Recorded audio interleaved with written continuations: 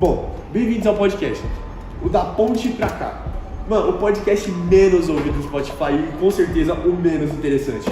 Bom, então coloque sua touca e sua bombojaco, porque fazem 10 graus em São Paulo. Hoje, nós estamos com um candidato muito mais especial, como todos os outros foram, mas esse aqui é tão especial que ele nem veio. Mas eu vou te explicar o porquê. Bom, o convidado de hoje seria a Mariana, mas a Mariana, como vocês acho que já sabem, acompanhando o Instagram dela, o Instagram, enfim, você pode seguir aqui embaixo, a gente vai colocar o dela e o nosso também, pra você seguir as nossas redes sociais e ficar por dentro de todos os podcasts que vão acontecer. E, então, se você segue o Instagram dela, você vê que ela tá no Amazonas, tá fazendo trabalho missionário lá. Trabalho missionário, fazendo missão no Amazonas. Então, quanto a isso, ela trouxe o vice. Bom, Mariana, número 33, e o Luquinhas como vice. Como vice. Bom, mano, Bem-vindo aí, mano, ao nosso podcast. Muito obrigado. é um prazer. Prazer ter o grandíssimo Luquinhas aqui com nós. Mano, A se todos os você brasileiros dois, também. é isso. Bom, a gente fica muito feliz por você estar aqui. Eu mais ainda. E a gente deseja toda a sorte do mundo pra Mariana aqui, né, que tá lá na missão. Ela provavelmente nem vai conseguir ver porque tá tipo, sem internet, Sem nada. internet, sem nada. Mas a gente deseja toda a sorte pra ela, tudo de melhor. Bom, vamos começar então. Vamos lá. Bom, vamos começar o assunto até que simples, sobre saúde. O que você tem aí sobre saúde, uma pauta? O que a Mariana tem, né, sobre saúde? Saúde. Aliás, não só na saúde, mas acho que em todos os setores do Brasil, transporte, saúde, educação, todos os aspectos importantes para a sociedade brasileira, necessita de inovação e tecnologia. Com certeza. Não dá pra ficar parado no tempo. Isso é básico. E utilizar os recursos que a gente já obtém. A saúde, a gente tem que fomentar para ter mais programas de saúde. Saúde, mas em que sentido? Não quando você está doente, sim antes, como forma de prevenção.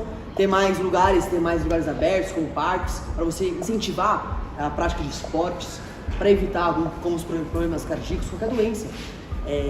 Por isso que não ser sedentário já ajuda muito a saúde. Incentivar um projeto que seja um pouco visionário nesse sentido, de precaver com outras doenças. Mas, lógico, é importante pensar em outras coisas, como reduzir a burocracia. No Brasil, tudo é muito difícil. Na saúde, Pior ainda. é pior ainda. E, como você sabe, o acesso à saúde no Brasil é muito difícil. A gente sabe que muitas mortes acontecem, a pessoa nem mesmo conseguiu entrar no hospital por estar muito cheio ou por ter muitos documentos que é muito difícil. Reduzir essa burocracia, não só na saúde, mas em outros aspectos no Brasil também. E o que a gente pensa muito é a parceria público-privada. O Estado, ele está muito inflado, ele está muito complicado no Brasil. Ele tem que fazer muitas funções e mal consegue fazer todas, fica um trabalho mal feito. Por isso que a gente entende, o partido PCL entende, que você conseguir fazer uma união com unidades públicas e privadas, você consegue melhorar tudo. E na saúde não pode ser de longe. E também a gente pensa na saúde mental, isso é muito importante também. Depressão, ansiedade, são doenças também. Depressão mata muito. Ansiedade, então? A gente, então, como estudantes, sofre bastante com isso. E a saúde mental é muito importante para isso também. Você tinha comentado agora há pouco sobre povos que pessoas acabam ficando doentes, nem sabendo, e morrem, nem viram que morreram, praticamente assim. Um grande ponto que acaba acarretando esse tipo de doenças que matam rápido é a falta de saneamento básico, principalmente nos povos que não tem muito dinheiro, não tem muita infraestrutura mesmo. Eu queria saber quais são as suas propostas dentro da infraestrutura nesse ponto do saneamento básico para esses povos. Infraestrutura faz parte dos serviços públicos, né? É um serviço que o Estado, como função, como a Constituição, tem que exercer no Brasil, né? E não sei se vocês sabem, mas 170 bilhões de reais é o que o governo arrecada de impostos. Então o Brasil entrega, todos os estados federativos entregam para a União 170 bilhões de reais. Já é muito dinheiro. É muito dinheiro. Você tem que fazer com 1 milhão, imagina com... Exatamente. E no Brasil, ainda com uma população de 211 milhões de pessoas, 14 milhões sofrem fome, passam por fome, alguma necessidade, precariedade, nesse sentido de fome. E justamente isso, saneamento básico, tudo isso está tudo muito envolvido. E é confuso, né? Porque tem tanto dinheiro envolvido e a gente não vê na prática. Exatamente, é precário. Então, o nosso partido, a gente entende que a gente tem que focar muito, o Estado deve impor esse dinheiro, né? Efetivar esse dinheiro justamente nos serviços públicos, como o tratamento de água, né? Saneamento básico, a energia, gás, né? distribuição de gás, né, de cozinha, enfim.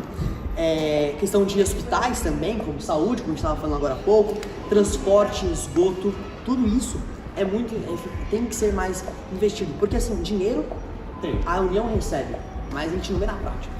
E justamente uma causa dessa o saneamento básico é uma dessas consequências que a gente vê com várias vezes. Bom, você falou algo que me chamou a atenção, que foi a privatização. Não, minto.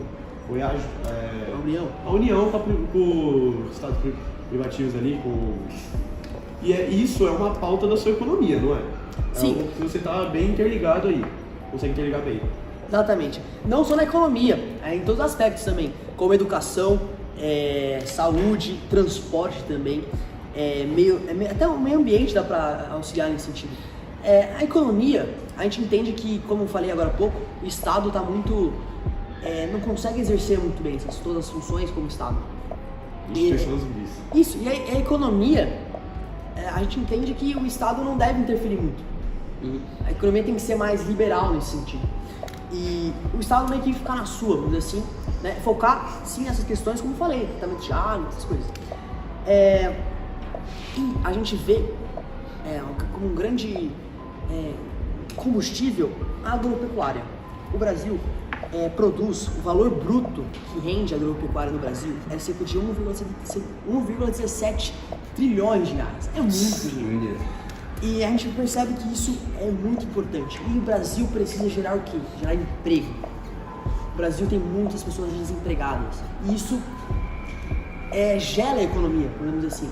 E focar na agropecuária, que é algo que gera muito dinheiro, é também focar em gerar mais serviço. Se você foca mais nessa agropecuária, você gera mais trabalhos. E tem muito trabalhador. Você vai na 25 de março, ou alguns lugares nesses centros, há muito trabalhador informal.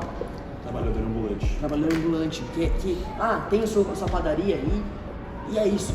O cara tem que formalizar isso, colocar na lei, porque aí você consegue melhorar a economia. Direitos, exercer seus direitos como cidadão, como trabalhador, enfim. Você falou muito sobre geração de novos empregos, para mais pessoas poderem trabalhar em cidades também, em povos mais isolados também. Só que para povos e cidades menores poderem trabalhar em empresas maiores, empresas maior importância, assim, conhecimento. Isso. Precisamos de um transporte para que as pessoas possam chegar lá. Sobre as ferrovias, é um transporte muito bom, metrôs, esse tipo de coisa. Quais são as suas ideias sobre essa parte de transporte, principalmente para os povos mais que não tem tanto acesso distantes, a isso? né? O Brasil é muito extenso, né? Como você mesmo disse. E o transporte ele é essencial, certo? E a gente precisa do quê? De uma intermodalidade. O que são modais? São formas de transporte, como trens, metrôs, carro, enfim, são modais, são esses serviços, ônibus, tudo mais. E o Brasil precisa de mais conexões. Por exemplo, a gente vê em São Paulo, quando você tem uma estação de metrô que conecta com o trem, já não é uma maravilha, já não agrega muitas pessoas. Salva muito. Né? E isso é que o Brasil precisa. Por exemplo, ter essa intermodalidade não só no estado, na cidade de São Paulo, mas sim no Brasil em si. E a Mariana entrega um projeto chamado ProTrilhos, que vai correlacionar 76 empresas no Brasil, né? Dentre elas, não necessariamente todas nacionais, que essas empresas vão investir uma grande quantidade de dinheiro para aumentar a cerca de 19 mil quilômetros de ferrovias. Também eu posso deixar de citar que a cabotagem é muito importante. O que é cabotagem, né? Caso os brasileiros não saibam, caso vocês não saibam, é o transporte por meio de navios. É um transporte muito bom, porque ele traz uma logística muito boa para o país e uma concorrência muito grande. Então o Brasil tem que ser mais lógico no transporte. Tem que ter, por exemplo, vamos pensar, que a gente como a gente é paulista, a gente consegue entender melhor. Guarapiranga, por exemplo, você não tem uma estação de metrô, de trem, certo? Você tem que ir de ônibus. Lógico, o ônibus é muito útil, com certeza, mas não é o mais confortável. Como você disse, por ferrovias é muito melhor. E não só para o transporte também, para a economia em si é muito bom a ferrovia. Porque é um transporte barato, né? Você não tem muitos gastos, assim, não tem muitos riscos. E fortalecer a questão do bilhete único. Nossa, que é um absurdo, né? Porque você consegue, com uma única forma de pagamento, pagar como transporte de ônibus, de trem, de metrô, e isso tem que ser nacional, não só paulistano. Cara, mano, eu só vejo coisas que beneficiam. Do jeito que você falou, meu, parece umas maravilhas aí. E agora vamos levar a notícia aqui pra você. Foi noticiado recentemente também que teve um aumento das influências das mulheres no mercado de trabalho. A Mariana, do jeito que é, do jeito que a gente conhece, ela com certeza ela vai usar o poder dela a favor das mulheres também, para ajudar as mulheres e mercado de trabalho, fazer tudo aquele ciclo girar. Ela tem alguma pauta específica nisso? Sim, é até engraçado, ela é a única candidata mulher nas eleições e acho que isso dá muita voz para as mulheres, né? Chama muita atenção, acho isso muito importante. Eu vou tentar representar, ela pretende colocar a mulher mais na economia, né? Gerar mais empregos para as mulheres, né? Fortalecer isso. E também equacionar a questão dos salários. Querendo ou não, por mais que as mulheres tenham lutado muito contra essa desigualdade salarial, ainda acontece. A lei ainda falha, né?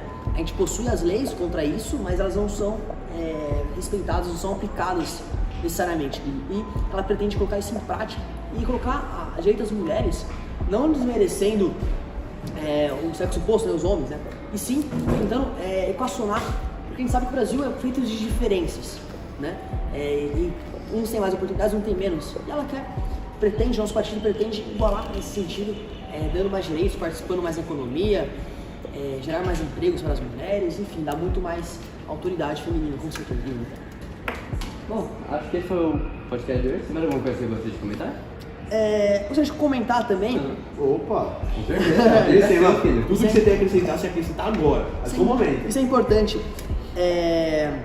A questão de usar as tecnologias e inovações. Como eu já falei, tanto na educação, na economia, em todos os aspectos, isso é importante. Mas, também quero citar a questão do meio ambiente, né? Como vocês falaram, a nossa candidata ela está eu até anotei o nome porque é muito complicado, na tribo de Massuari. Nossa, perdão se eu falei. Eu não sei falar direito. E isso é importantíssimo. Os índios são brasileiros, sim, e merecem, sim, receber as inovações, utilizar as tecnologias existentes. Eles merecem toda essa atenção. Como você fala, nem tem internet lá, não pode, a gente está no mesmo país aqui, com toda essa estrutura, e lá não tem Aqui em São Paulo tá chegando 5G, lá não tem nem energia. Exatamente, né? E isso é muito problemático. E proteger os índios, com certeza, é uma das nossas pautas também. Não só o índio, né? A gente pensa que só tem índio, né? Mas tem pessoas que não fazem parte de comunidade indígena. Que mora ali próximo. Exatamente. Lógico, tem o seu trabalho ali, pode ser com pesca, com agricultura, exatamente. mas ali vivendo para se sustentando. Se sustentar, não ter a pena fundiária. E a gente resolve isso desenvolvendo a região, fortalecendo a nutrição, para que as pessoas possam alavancar na carreira, na vida, e as próximas gerações se melhorarem, com certeza. Só assim o Brasil vai pra frente. Só assim, todo mundo pra frente. Cara, eu tô abismado para saber como vai ser as eleições. Muitos candidatos passaram por aqui e, cara, realmente é um atrás do outro, é uma ideia atrás da outra, e você fica até confuso de, putz, será que esse é melhor, será que aquele é melhor? Mas seria muito Mas aí, eu espero que depois desse podcast ninguém fique com dúvida quanto a qual candidato votar. Lógico que a gente ainda vai ter um extenso período ali, um período bem grande ali de coisas que podem acontecer, coisas que os candidatos ainda vão falar, que é muito lógico, é um tempo curtíssimo que a gente tem. Não é, a gente pode ficar conversando por horas e horas, porque senão acaba desentretendo eles. Porque o podcast era 1h30, mas 12 minutos. 12 minutos, mais curto. Pediram pouco, porque senão o chefe machuca nós. E gente, se vocês quiserem também apoiar o candidato, o Instagram dele está aqui, debaixo do vídeo, assim como o nosso Instagram também, se você quiser acompanhar nós lá, próximas notícias sobre possíveis próximos podcasts. Pode ser, eu vou falar não, mas pode ser que tenha uma novidade rolando aí, pode ter um extra, hein? Opa! Temos alguns... Pode rolar dedo na cara, dedo na cara e soco na boca. Aí é bom, hein? Aí a gente quer ver o que vai acontecer. Legal, bacana. Mas é isso, mano.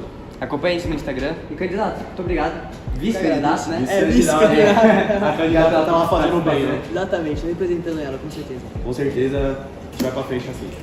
É isso. Valeu, gente. André, Lucas, out. Alto, volta uma vez.